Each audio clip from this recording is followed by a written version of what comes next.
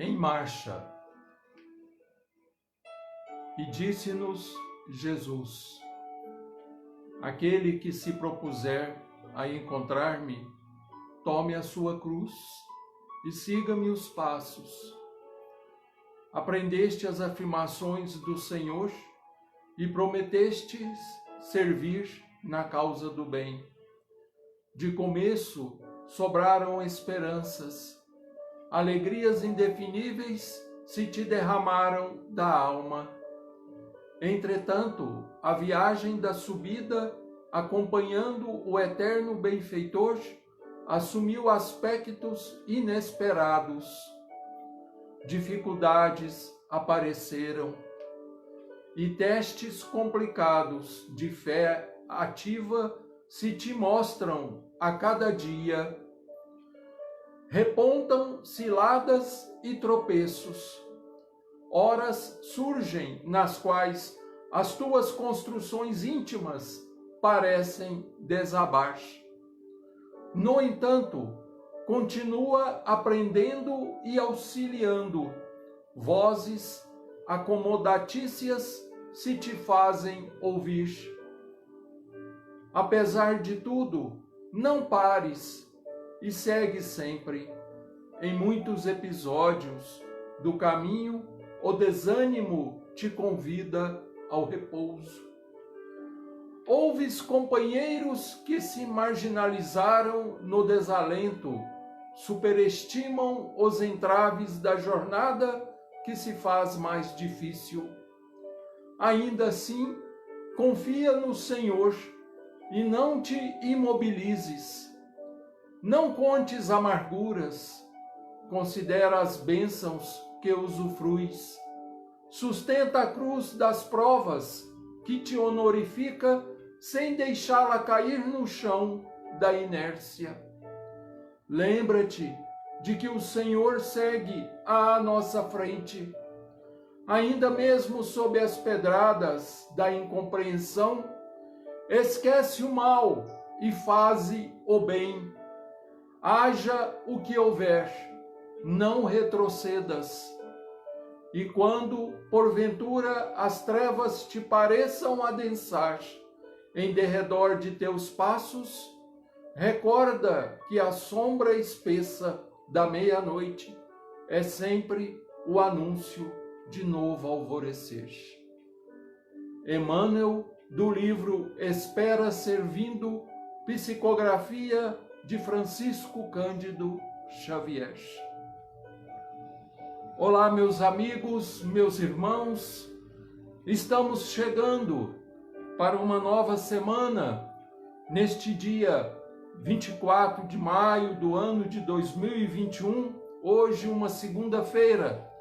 Desejamos a todos uma ótima semana, que o Senhor os abençoe, que o Senhor os ampare, que o Senhor se faça presente em vossas vidas.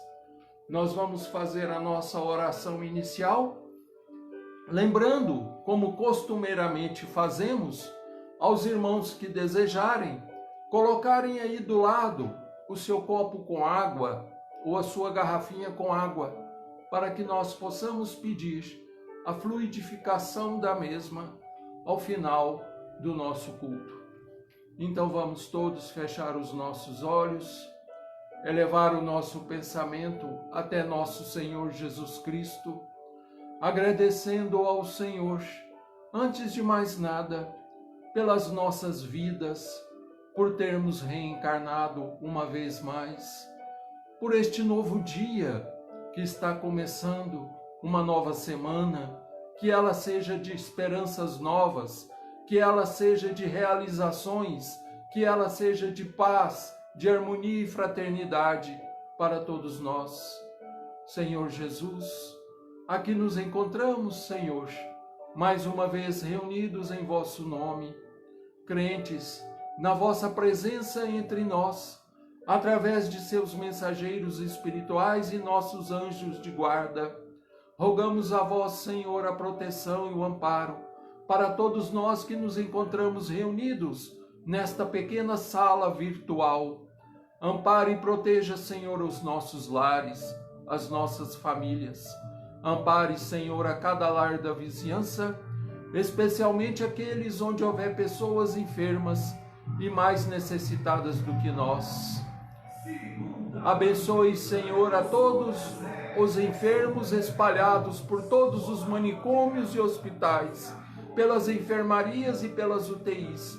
Abençoe aos presidiários, aos velhinhos dos asilos, às crianças nos orfanatos.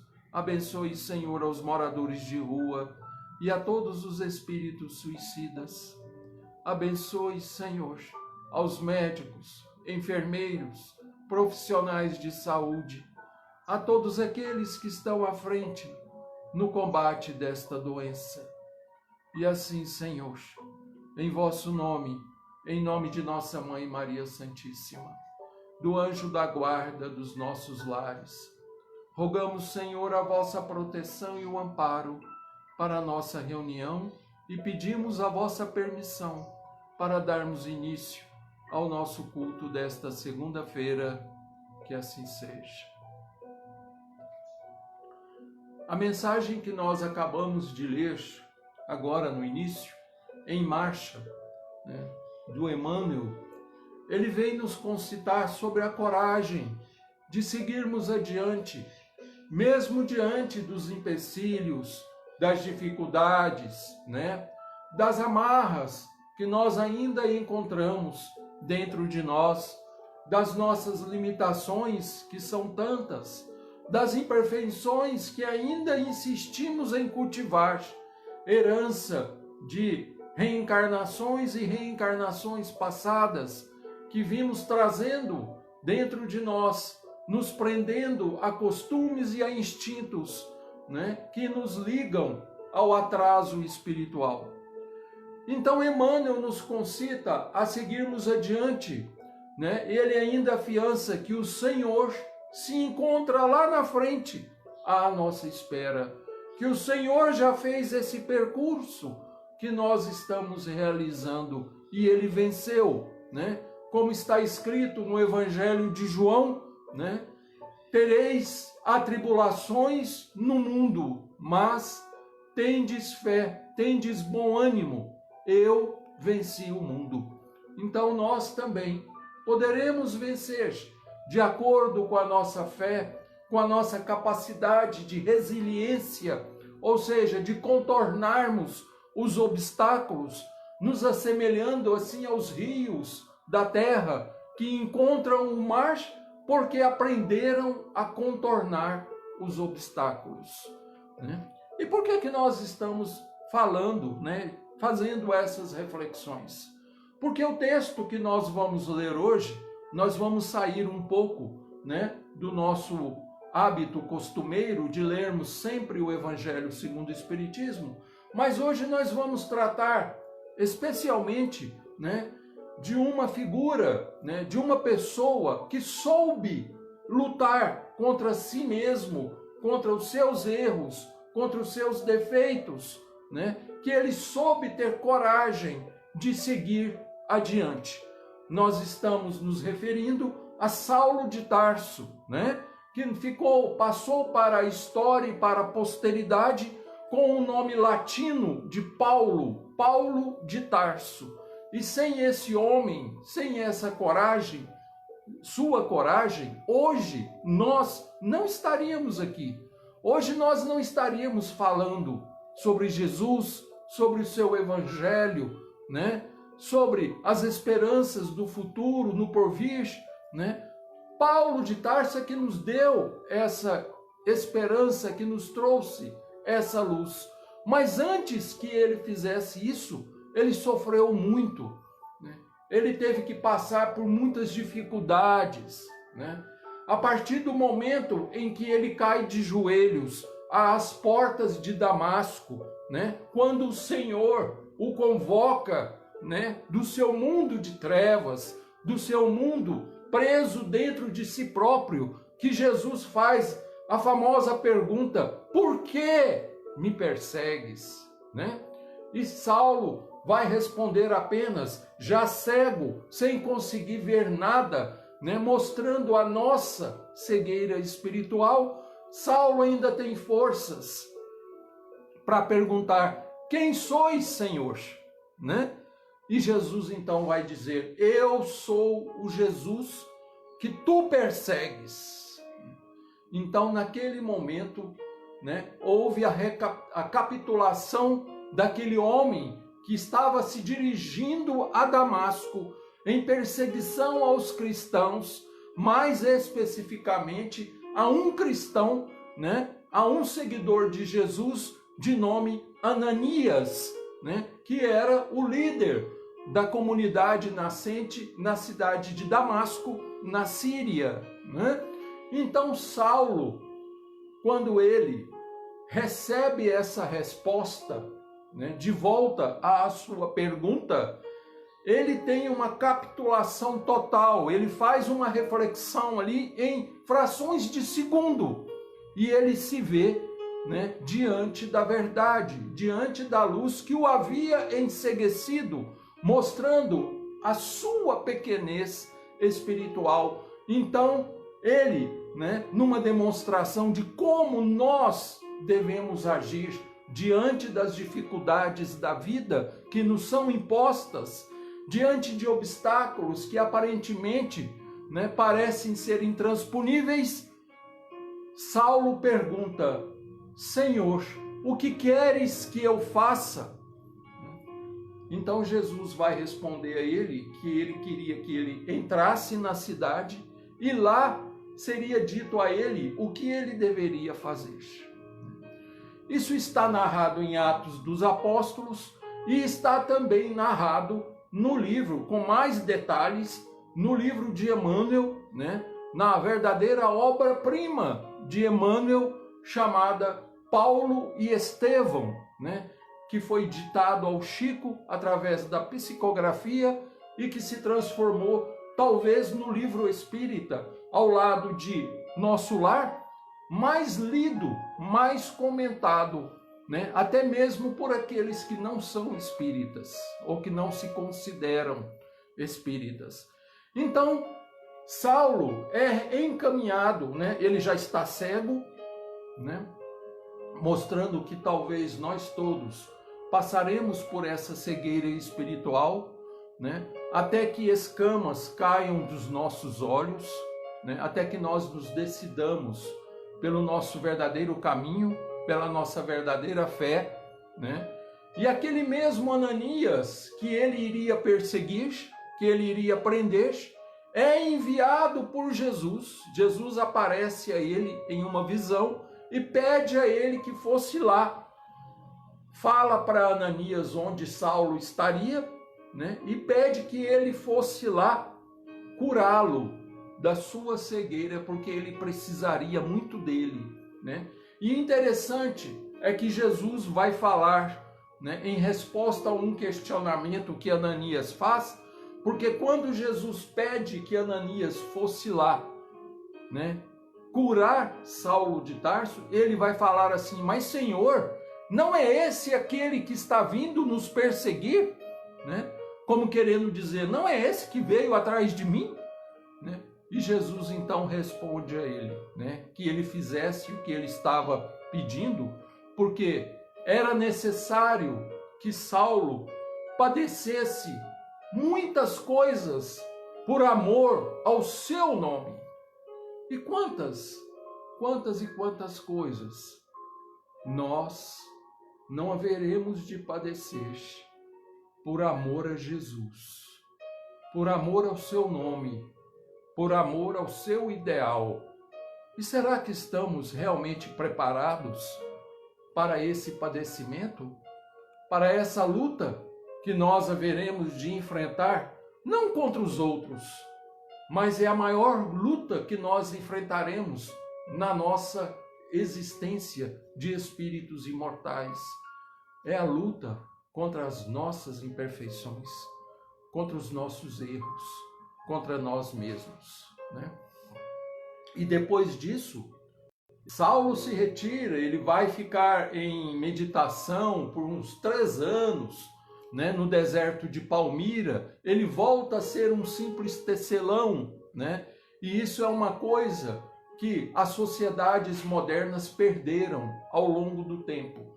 Saulo era um doutor da lei, né? Ele era uma pessoa muito esclarecida, um intelectual, uma pessoa muito famosa, né? Tinha vários conhecimentos, mas ele também aprendeu um ofício com seu pai. E era costume, naquela época, os pais passarem o conhecimento das suas profissões aos filhos. E o pai de Saulo de Tarso era um comerciante de tapetes, né, de tendas, né? E então ele ensinou Saulo a arte da tecelagem, a arte de consertar tapetes, de consertar tendas, né? Nós sabemos que lá naquela região eles usam muito isso, porque lá tem muito deserto, tem muita areia, né? Então, o que aconteceu? Saulo volta a ser um simples tecelão e ele vai trabalhar no deserto de Palmira por 3 anos, ao lado de um casal de tecelões que se tornam seus amigos inseparáveis, né? Áquila e Priscila, né? E ali no deserto, no silêncio do deserto, Saulo faz as suas meditações e vai se preparando para a luta que ele haveria de enfrentar. A luta contra os seus velhos conhecimentos, contra os seus velhos hábitos, os seus preconceitos, né? Então ele vai transformando aquilo, né, em uma nova fase da sua vida. Ele vai se enchendo de coragem, ele ganha umas anotações, né, do Evangelho de Levi, através de um homem que havia sido seu preceptor, seu mestre em Jerusalém, chamado Gamaliel. Gamaliel era um rabino que se tornou muito amigo de Pedro, o mesmo Pedro, apóstolo de Jesus, e Pedro o presenteia com as anotações de Levi, que seria mais tarde Mateus, né? E essas anotações ele repassa ao seu discípulo amado, ao seu discípulo preferido, que era Saulo de Tarso, para que o auxiliasse nessa jornada, nessa marcha que ele empreenderia na sua transformação, né? E depois que ele passa por esse período, né, sabático, vamos dizer assim, de meditações no deserto, né, ele desenvolveu a humildade, a simplicidade, ele começou a compreender as pessoas e aceitarem as pessoas. Ele deixou de ser um orgulhoso judeu, um rabino, né, para se tornar apenas um irmão dos outros, né? Então Saulo volta para Tarso, né, monta sua tenda de trabalho e ali ele volta a ser um simples e humilde tecelão, né? Os seus concidadãos, por piedade, porque achavam que ele tivesse ficado louco, né? Um homem tão famoso, tão rico, né, tão cheio de poder, né, ser reduzido a uma simples figura de um humilde tecelão. A sua família o renega, né, o seu pai o abandona, né, seus familiares, seus amigos, mostrando para nós quantas lutas, quantas guerras íntimas nós não haveremos de enfrentar, por aquilo que nós acreditamos, por aquilo que nós sabemos que é a verdade para a nossa existência, né?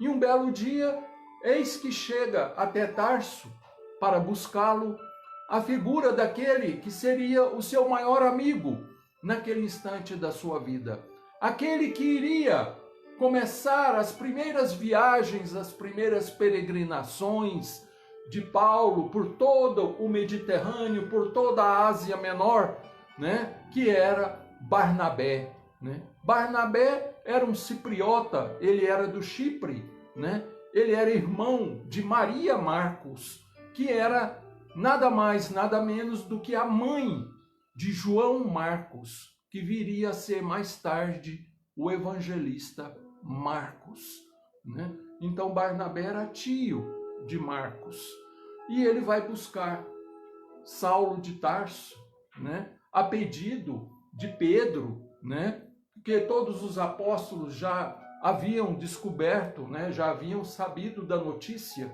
da transformação e da conversão de Saulo de Tarso a Jesus, né?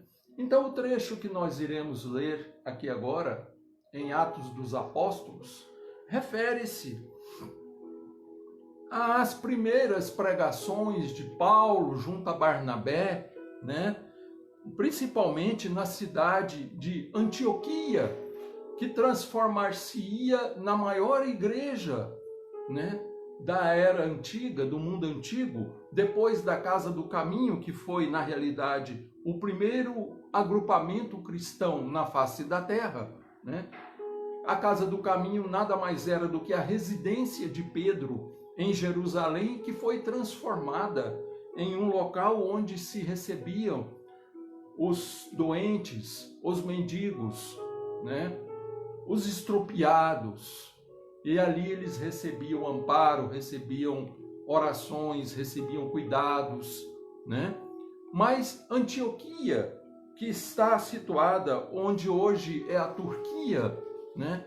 Na entrada da Ásia, né? Entre a Ásia e a Europa, né? A Turquia é um país que está em 2 continentes, ela está na Europa e na Ásia, separada pelo Estreito de Bósforo, lá em Istambul, né? Que nessa época aqui era conhecida, né, talvez como Constantinopla, né? Então a gente vê, né, como foi difícil, né? Como não foi fácil, assim como não é fácil para nenhum de nós, quando nós nos decidimos a mudar as nossas vidas. Nós haveremos de enfrentar as nossas próprias limitações, as nossas próprias dificuldades, e haveremos de enfrentar também, muitas vezes, o descaso daqueles que se diziam amigos, né? A incompreensão, às vezes, dos próprios familiares, né?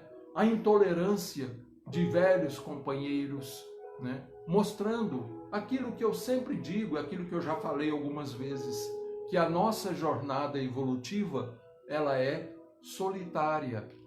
Nós, eventualmente, poderemos ter um ou outro companheiro durante um trecho da jornada, mas nós estaremos sozinhos. Nós aprenderemos conosco mesmos. Nós aprenderemos com a nossa consciência, né? E aqui vem, né? Atos dos Apóstolos, capítulo 11, a partir do versículo 19, né? O evangelho é pregado aos gentios em Antioquia, né? E os que foram dispersos pela perseguição que sucedeu por causa de Estevão, né? Foi o primeiro mártir do cristianismo, né? Caminharam até a Fenícia, Chipre e Antioquia, não anunciando a ninguém a palavra, senão somente aos judeus. Então eles tinham medo de falar sobre Jesus às pessoas, aos estranhos, aos gentios, e quando eles falavam apenas aos judeus. Por quê? Porque os judeus já estavam preparados, né, com a fé na existência de um Deus único. Então, para eles, né, teoricamente, seria mais fácil compreenderem, né, e aceitarem Jesus. Mas nós vamos ver que não foi isso que aconteceu, né?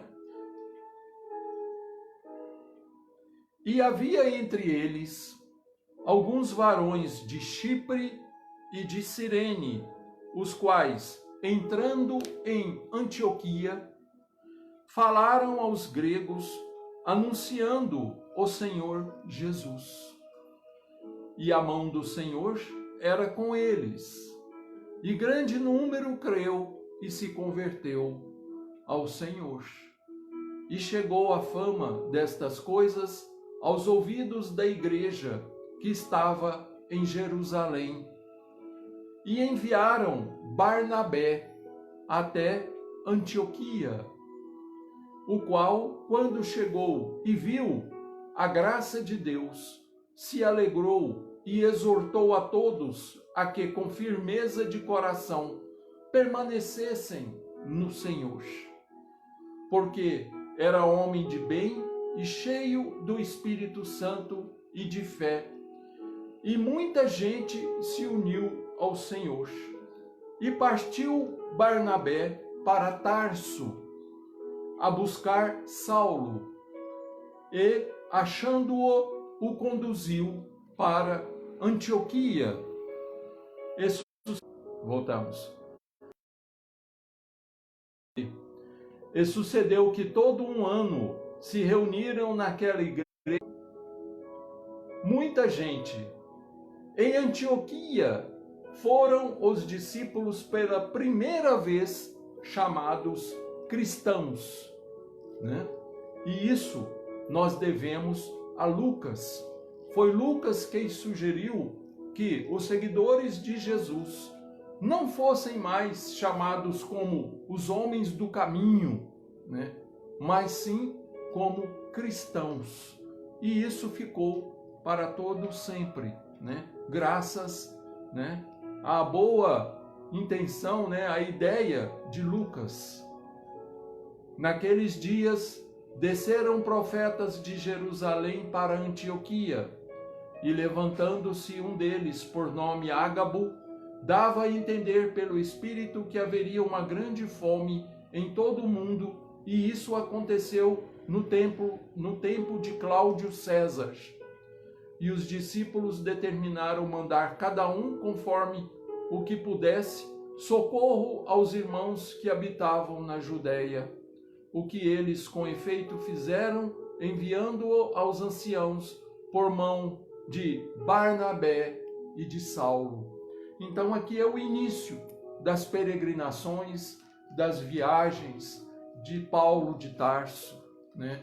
Aqui ao lado de Barnabé, né? E Barnabé vai chamar o seu sobrinho João Marcos, né, para os acompanhar.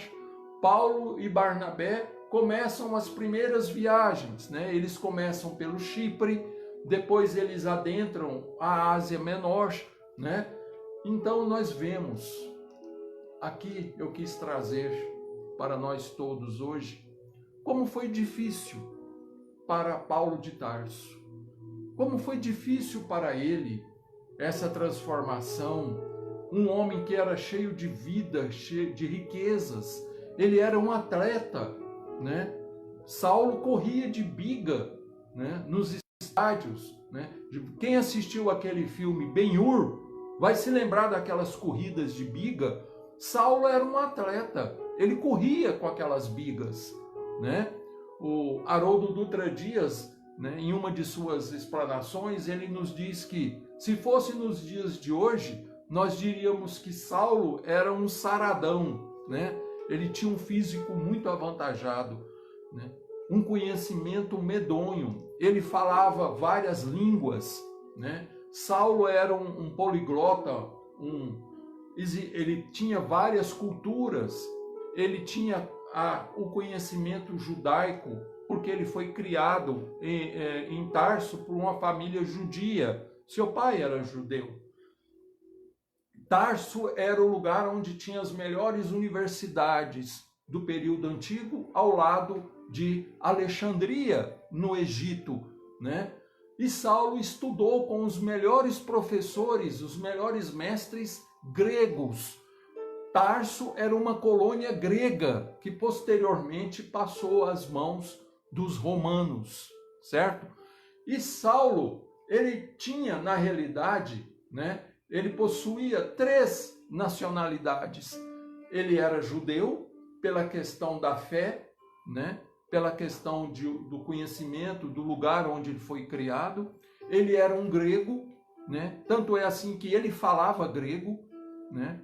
O grego naquela época era o inglês, né, nos dias de hoje, era a língua universal. Até os romanos mais cultos falavam grego, certo? E ele também era um cidadão romano, porque Tarso, na época em que ele nasceu, já estava sob o poder dos romanos, já havia se transformado numa colônia romana. Então a gente vê que esse homem teve que fazer uma transformação muito drástica dentro de si mesmo, por amor ao nome de Jesus, assim como Jesus havia dito a Ananias, quando convoca Ananias para ir lá curar Saulo, que estava temporariamente cego, né? Quando Ananias chega e encontra Saulo cego, ele impõe as mãos, né? O que é a imposição de mãos? Representa para nós hoje em dia o passe, né? Então Ananias põe as mãos sobre os olhos de Saulo, né? E isso está descrito lá no livro Paulo e Estevão. E Saulo sente como que pesadas escamas de peixe, começam a cair dos seus olhos. E logo ele recupera a visão. Só que quando ele volta a enxergar, ele já não é mais o Saulo de Tarso, lá de Jerusalém. Ali já estava um homem modificado. Ele ainda não era o Paulo de Tarso, mas alguma coisa havia se rompido nele. A corrente havia quebrado, né? Havia separado um elo dela. Então ele já estava se transformando. E a transformação irá se complementar durante o período de 3 anos que ele fica meditando, assim como os monges que se retiram da sociedade para fazer as suas reflexões. E muitas vezes a gente fica jogando pedra, criticando essas pessoas que entram num isolamento, né, consciente, que elas se retiram do mundo em que nós vivemos, porque elas vão fazer ali, né, como que um retiro espiritual delas mesmas, se preparando para uma nova vida, se preparando para combates que elas enfrentarão e que muitas vezes nós não sabemos. Então o que é que vai acontecer? Nós criticamos, nós ridicularizamos, né? É muito fácil jogar pedra nos outros. É muito fácil nós acusarmos as pessoas, não é mesmo? Então, Saulo também passa por esse período, né? Ele passa por esse período de reclusão, né? Porque nós todos passaremos, assim como a borboleta, para se transformar em borboleta, ela vai ter que passar por um período de isolamento, né? De acrisolamento, onde ela se fecha, a lagarta se fecha, né? E ali ela sofre a metamorfose, né? Não é a metamorfose ambulante do Raul Seixas, não. É a metamorfose de si mesmo, né? E ali ela vai se transformar em um novo ser, né? Então é isso que muitas vezes está acontecendo com cada um de nós. Provavelmente nós estamos passando por esse período de transformação e ao menos nem sabemos disso, né? Nem nos damos conta, né? Mas se a gente parar e pensar, né? E tem aqueles que não conseguem fazer isso sem se retirarem, né? Sem saírem e se isolarem por um determinado momento, né? Porque quem está de fora vê as coisas melhores, não é? Existe esse ditado, não é mesmo? Né? Então isso também aconteceu com Saulo de Tarso, né? Antes dele se transformar no Paulo que nós conhecemos e que nós admiramos, que é nosso ídolo, né? Ídolo de todos nós, porque nós devemos muito a esse homem. Mas não é muito, não é pouco não, né? A gratidão que nós cristãos hoje, modernos, temos que ter para com esse homem é imensa. Sem ele não existiria cristianismo na face da terra, certo? A coragem dele, a determinação, né? A marcha que ele empreendeu, né? A si mesmo, né? Se arrojando, lutando por defender a sua ideia, né? Por implantar o Evangelho de Jesus, né? Sofresse o que sofresse, né? E não foi fácil. Ele foi apedrejado, ele foi aprisionado, ele foi chicoteado, ele naufragou mais de 2 vezes. Então, não foi fácil para ele, né? Ele caminhava a pé, né? E não era distância pequena, não, né? Existem 2 pesquisadores, se não me engano, franceses, né? Que um dia resolveram pegar um automóvel e fazer todo o percurso que Paulo de Tarso havia feito, né? E foram controlando, foram anotando as distâncias. Eu sei que deu mais ou menos, né, 30.000 quilômetros. E isso andado a pé. E quando não dava para andar a pé, ele pegava um navio para atravessar o Mediterrâneo de um lado para o outro, né?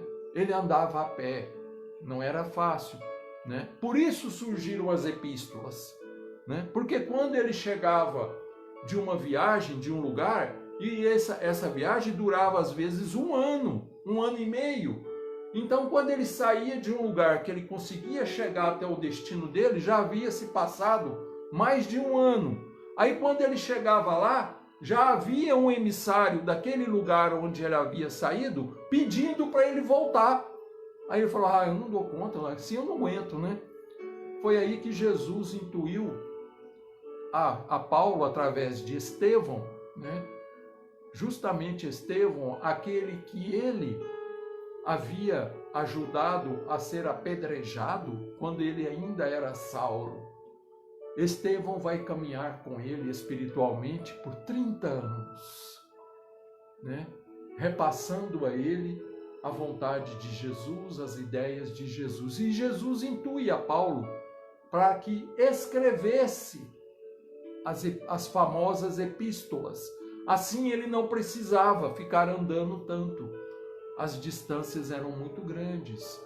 Não havia carro naquela época, não havia telefone, não havia internet, né? Você tinha que ir até aquele lugar e tinha que esperar o tempo da navegação. Os navios, né, muito rústicos, eles não navegavam no inverno, certo? Então tinha isso tudo, né? Então a gente vê como foi difícil, né? E ele venceu. E nós que temos as facilidades todas do dia de hoje, e nós que temos internet no dia de hoje, que mais estamos esperando? Que mais nos falta para realmente nós estarmos em marcha no rumo de Jesus? O que é que nós estamos esperando? Que Jesus se materialize na nossa frente e nos chame, como fez com Saulo? É isso? Nós vamos esperar que Jesus apareça para nós? Quer dizer que se isso não acontecer, né, nós também não faremos nada? Será que nós todos somos Tomés modernos que precisamos encostar o dedo na ferida do próprio Jesus para acreditarmos? E o que Jesus disse a Tomé naquele instante? Felizes os que creram sem ver, pelo coração. Então a nossa mensagem de hoje era essa. Eu quis trazer para nós, né? Hoje nós estamos começando uma nova semana, né? Essa mensagem, esse texto de encorajamento diante de tantas dificuldades que todos nós estamos enfrentando já há mais de um ano, né? Já há quase 2 anos aí enfrentando essa pandemia, né? Essa doença tão grave, né? Então que a gente tenha bom ânimo, que a gente tenha esperança, que a gente tenha fé e que a gente saiba que as coisas para serem conquistadas, né, elas dão muito trabalho, né? A gente sofre muito, a gente tem que passar por muitos percalços, por muitos perrengues, como diz nos dias de hoje, né? Então fica aí a nossa mensagem a todos, né, para as nossas reflexões, né? Que o Senhor nos abençoe, que o Senhor nos encha de coragem, de vida, né, e de esperança, e que nós saibamos que nada acontece por acaso. Tudo que nos acontece em nossas vidas tem um porquê e tem um ensinamento. Cabe a cada um de nós descobrirmos, né, o que aquilo tem para me ensinar.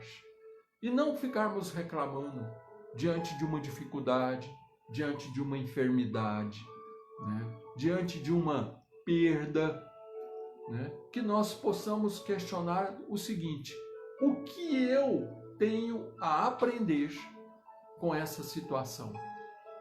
O que essa enfermidade vai me ensinar? O que essa perda vai acrescentar na minha experiência enquanto espírito imortal?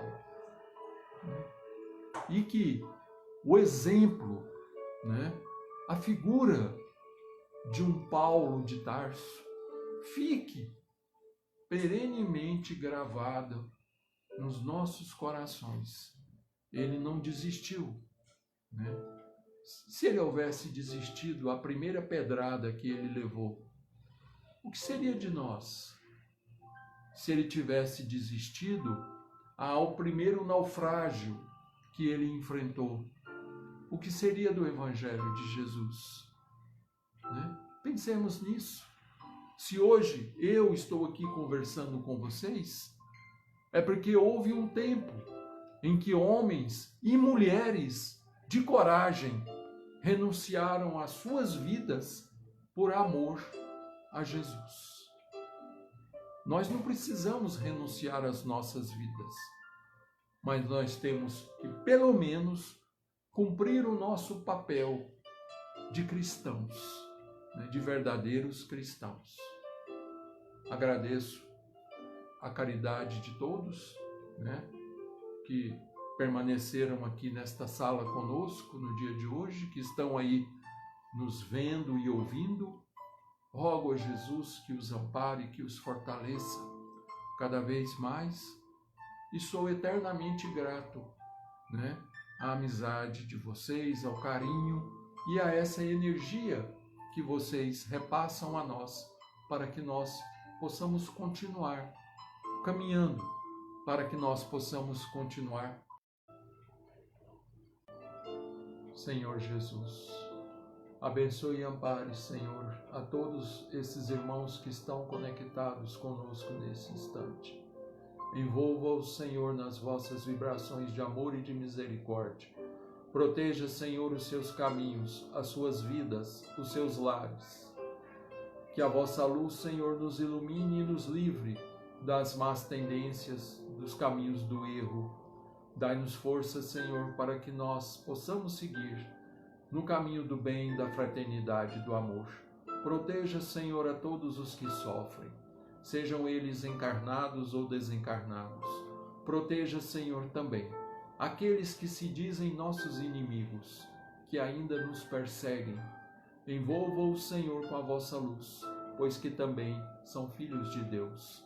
Graças vos damos por tudo, Senhor, e pedimos por acréscimo da vossa misericórdia a fluidificação da água aqui presente, que ela se transforme em remédio, que ela se transforme em bálsamo benfazejo para todos aqueles que dela fizerem uso.